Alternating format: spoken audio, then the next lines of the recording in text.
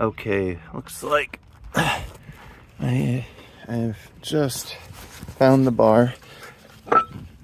I could scale it with this magnetic nut and bolt tray so you see how thick this bar is. But you block each side. Right, I'm on the track in the round cogs here.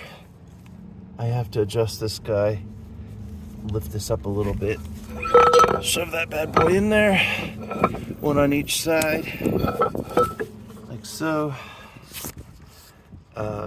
And it's got to feed through so this thing is straight. It's not going to be all cockeyed like that. And then when I go forward, it's going to lock it in place so it won't move forward.